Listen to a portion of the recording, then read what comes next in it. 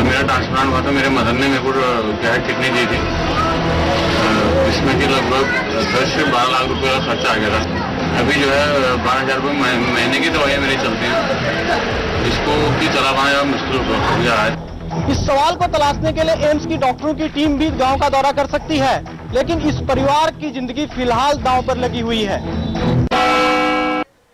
UP के संत कबीर नगर जिले में बच्चे खेलते हैं मौत का खेल। इन बच्चों का खेल देखकर आपके रोंगटे खड़े हो जाएंगे। आपने छोटे बच्चों को तमाम खेल खेलते देखा होगा, लेकिन क्या आपने बच्चों को मौत का खेल खेलते देखा है? जी हाँ, उत्तर प्रदेश के संत कबीर नगर में कुछ ऐसे भी बच्चे हैं जो खेलते हैं मौत का खेल। इस खेल को देखकर लोगों के रोंगटे खड़े हो जाते हैं। खलीलाबाद क्षेत्र के मोहल्ला पश्चिमी बंजारिया के बच्चे मोबाइल टावर पर चढ़ रहे हैं। ये बच्चे इस बात से बेखबर हैं कि ये मौत की सीढ़ी साबित हो सकती है। हैरत की बात तो ये है कि मोबाइल टावर की निगरानी कर रहा ये गार्ड बच्चों को खतरनाक खेल खेलने से रोकने की कोशिश नहीं करता। रसोई गैस आपूर्ति को लेकर परेशान लोगों ने श्रीनगर गढ़वाल में रसोई गैस एजेंसी का घेराव किया। इन लोगों का आरोप है कि रसोई गैस एजेंसी गैस की कालाबाजारी करती है। प्रदेश के पहाड़ी इलाकों में एक तरफ गैस आपूर्ति से लोग परेशान हैं, वहीं दूसरी ओर गैस एजेंसियों और सरकारी गैस गोदामों में गैस की कालाबाजारी के आरोप लगा रहे हैं। श्रीनगर गढ़वाल में लोगों ने गैस की कालाबाजारी और इंडियन गैस सर्विस के नए नियमों के विरुद्ध गैस ऑफिस का घेराव किया और अपना आक्रोश जताया। लोगों का कहना है कि गैस एजेंसियां अपनी मनमानी से गैस का आवंटन करती है और शहर में गैस की कालाबाजारी धड़ल्ले से जारी है। महिलाओं ने गैस एजेंसी को गैस की आपूर्ति फिर से शुरू करने की चेतावनी दी और ऐसा न करने पर गैस एजेंसी का घेराव करने की धमकी दी। इलाहाबाद के लोग बिजली कटौती को लेकर सड़क पर उतरे हैं। कुंभ को देखते हुए इलाहाबाद में सुबह 7 से 10 बिजली कटौती के आदेश दिए गए हैं। इलाहाबाद में बिजली कटौती फरमान से शहर की जनता में उबाल आ गया है और शहर के लोगों ने बिजली कटौती से नाराज होकर आज इलाहाबाद कानपुर राज्य मार्ग पर जमकर प्रदर्शन किया। इस दौरान सड़क पर भीषण जाम लग गया। यात्रियों की समस्या को देखते हुए कांग्रेसियों ने कहा कि प्रदेश की सरकार आम जनता की हितैषी बनती है, मगर उसे यहाँ की जनता की तकलीफ का जरा सा भी ख्याल नहीं है। यूपी में वैसे भी बिजली की समस्या को लेकर बुरा हाल है, ऊपर से इस फरमान के बाद से लोगों का और भी बुरा हाल हो गया है। प्रणब मुखर्जी को आखिरकार ममता की ममता मिल ही गई। राष्ट्रपति चुनाव के समर्थन के मुद्दे पर आखिरकार ममता बनर्जी ने अपनी जिद छोड़ दी। राजनीतिक जगत के तमाम दिग्गजों को हैरान करते हुए ममता ने राष्ट्रपति चुनाव में प्रणब मुखर्जी का समर्थन करने का ऐलान कर दिया है। आपको बता दें कि इससे पहले ममता ने प्रणब की उम्मीदवारी का जोरदार विरोध किया था। ममता ने यूपीए की ओर से पेश किए गए प्रणब के नाम को खारिज कर दिया था।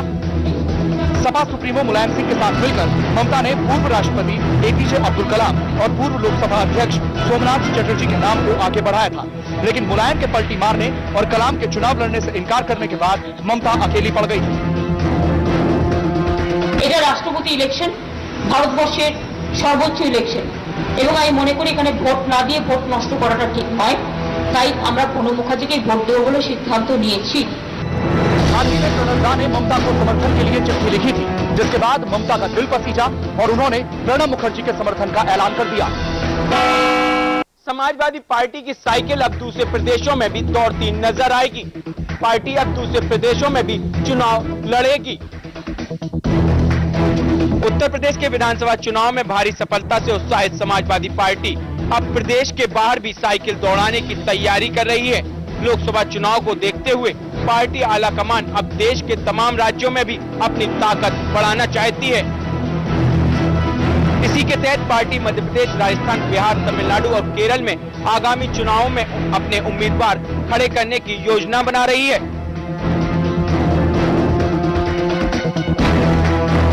समाजवादी पार्टी की नजर अब 2014 में होने वाले चुनाव पर है, इसीलिए पार्टी अपने अन्य राज्यों में भी पैर जमाने में लगी हुई है। रायबरेली में चोरी की घटनाएं रुकने का नाम नहीं ले रही हैं। दुकानों और घरों के बाद चोरों ने मंदिर को निशाना बनाना शुरू कर दिया है।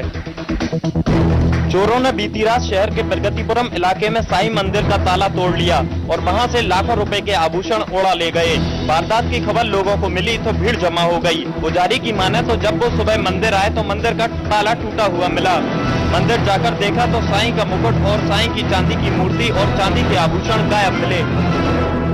हालांकि इससे पहले भी रायबरेली में मंदिर के आसपास कई चोरियां हो चुकी हैं, लेकिन अभी तक पुलिस को इस मामले में कोई खास कामयाबी नहीं मिली है। मऊ में यूपी पुलिस का कारनामा एक बार फिर देखने को मिला। यहाँ पुलिस ने 14 नाबालिग बच्चों पर गंभीर धाराओं पर मामला दर्ज किया। दरअसल मऊ की घोसी कोतवाली के सराय गणेश गांव में नाली के विवाद को लेकर ग्राम प्रधान ने 28 लोगों पर बलवा का मुकदमा दर्ज करवा दिया। पुलिस ने मुकदमा तो दर्ज कर दिया, लेकिन इन आरोपियों में 14 नाबालिग बच्चे भी शामिल थे। पुलिस ने बिना किसी जांच पड़ताल के बलवा की धाराओं में मुकदमा दर्ज कर दिया। हम सराय गणेश में एक सार्वजनिक नाली को बनने में कुछ लोग बाधा पहुंचा रहे थे, तो उसी पर एक अभियोग पंजीकृत किया गया था और बाद में रेवेन्यू प्रशासन के सहयोग से वहाँ की मौजूदगी में पुलिस के सहयोग से फिर सार्वजनिक नाली का निर्माण कराया गया। बच्चों की माने तो विवाद के वक्त वो स्कूल गए हुए थे। ऐसे में पुलिस की कार्यप्रणाली पर सवाल उठने तो लाजमी है। मुजफ्फरनगर की युवतियां बागपत के खाप पंचायत के समर्थन में उतर आई हैं। युवतियों ने पंचायत कर खाप के फैसले पर अपनी मुहर लगाई है। मुजफ्फरनगर के गांव दूधाहेड़ी और मोदपुर की युवतियों ने पंचायत कर जीन्स ना पहनने और मोबाइल ना रखने का संकल्प लिया और साथ ही ऐसा न करने पर परिवार के सामाजिक बहिष्कार का फैसला लिया। मुजफ्फरनगर के गांव दूधाहेड़ी और मोदपुर की युवतियों ने पंचायत कर जीन्स ना पहनने और मोबाइल ना रखने का संकल्प लिया और साथ ही ऐसा न करने पर परिवार के सामाजिक बहिष्कार का फैसला लिया। पंचायत में युवतियों ने बागपत में हुई पंचायत में लिए गए तालिबानी फरमान का समर्थन किया और इस बात को स्वीकार किया कि जीन्स पहनना और मोबाइल रखना ही महिलाओं के शोषण का कारण बनता है। ये जो लड़कियां पढ़ाओ है, हम गांव में रहने वाले आदमी हैं, हमारी दी बेटी हमारे सामने इस तरह का पढ़ाओ पड़ेगा। हम जब गांव में रहेंगे हमें ये बर्दाश्त नहीं होगा। आज ये निर्णय लिया लड़कियों ने, सबने ये कहा हम नहीं पहनेंगे और जो लड़की नहीं मानने की बिल्कुल भी, तो उनके माँ बाप को बुलाकर पंचायत करूंगा, उनके माँ बाप का बहिष्कार करूंगा। हालांकि पंचायत में मौजूद कुछ युवतियों ने ये सवाल भी उठाया कि ये पाबंदियां हमेशा महिलाओं के लिए ही क्यों होती है, ये पाबंदी किसी पुरुष पर क्यों नहीं लगाई जाती।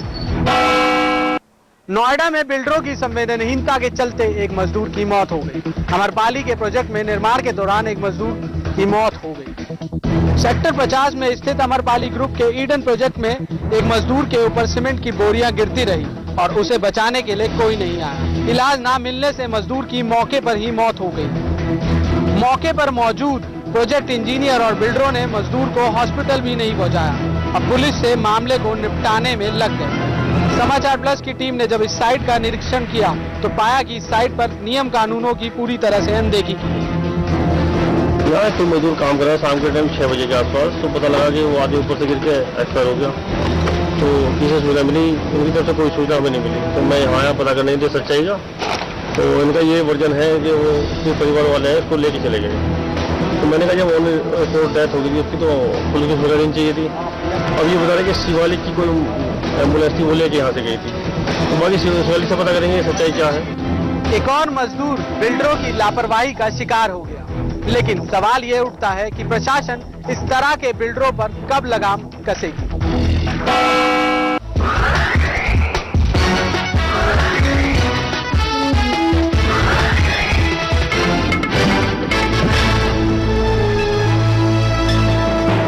मॉम, आज खाने में क्या है? लौकी, और लौकी सुन के भागना मत। आज स्पेशल है, आज लौकी का कोफ्ता बनाया और सुनो बेटे कल का करेला भी है। अरे तुम कहाँ जा रहे हो? वो आज मीठे में क्या है? करेला स्पेशल बना, ये खाता ही नहीं। खाने के बाद मीठे में कुछ मीठा हो जाए।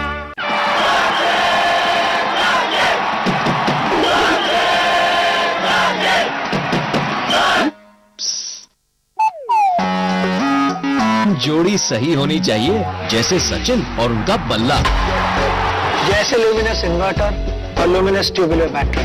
पाइए 40% एक्स्ट्रा बैटरी लाइफ और 40% एक्स्ट्रा बैकअप। लुमिनस, जिस पे देश करे भरोसा।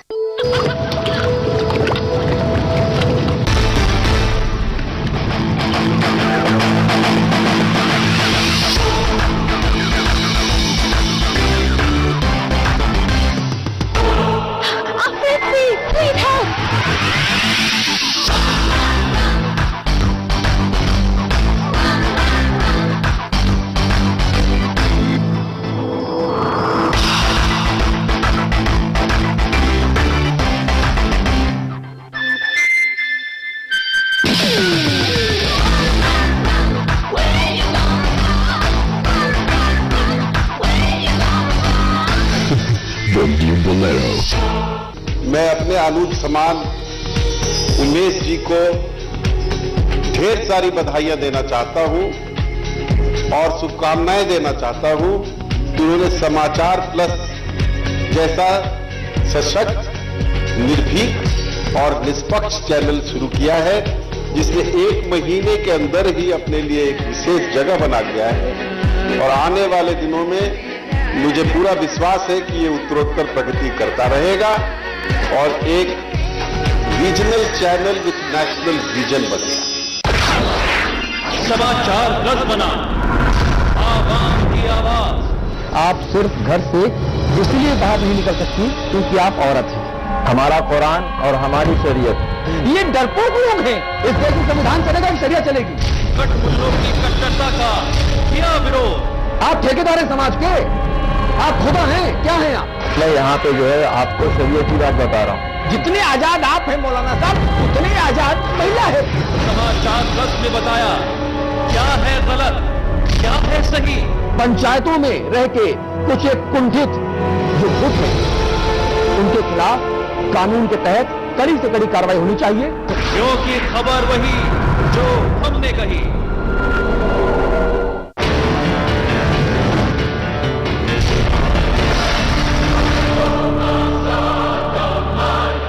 नमस्कार, मैं हूं अमिताभ अग्निहोत्री। चक्रव्यूह में आपका बहुत बहुत स्वागत है।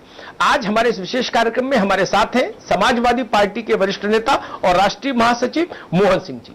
मोहन सिंह एक ऐसा नाम समाजवादी पार्टी के पूरे आंदोलन का जिसको लोहिया और जयप्रकाश की परंपरा का समकालीन चेहरा कहते हैं। मोहन सिंह जी इस बात के लिए भी जाने जाते हैं कि वो समाजवादी पार्टी की रीति नीति और उसके सरकारी चाल चलन उन सब पर गाहे बगाहे बहुत बेबाक टिप्पणियां करते रहते हैं और कई बार तो ऐसा होता है कि उनकी टिप्पणियां पार्टी के भीतर एक तूफान खड़ा कर देती हैं। उनको उसका खामियाजा भी उठाना पड़ता है, लेकिन उनकी शैली कभी नहीं बदली। छात्र संघ से उन्होंने अपनी राजनीति की यात्रा शुरू की। इलाहाबाद यूनिवर्सिटी छात्र संघ के अध्यक्ष रहे 60 के दशक में। उसके बाद विधानसभा और लोकसभा, राज्यसभा होते हुए करीब करीब आधी सदी का एक सार्वजनिक जीवन जी चुके हैं मोहन सिंह जी। तो आइए बातचीत करते हैं मोहन सिंह जी से। मोहन सिंह जी आपका बहुत बहुत स्वागत है। मोहन सिंह जी, बात शुरू करें हम लोग उत्तर प्रदेश में प्रचंड बहुमत से आई समाजवादी पार्टी की सरकार की। अभी तक लगभग 125 दिन का समय बीता है। आपकी नजर से सरकार का कामकाज और उसकी रीति नीति कैसी है? 2 नई बातें हुई। एक तो उत्तर प्रदेश से लोकतांत्रिक पद्धति समाप्त हो गई थी। वर्षों के बाद विधायिका का अधिवेशन 33 दिन का हुआ। पूरे बजट को सरकार ने पूरी बहस के बाद पास कराया।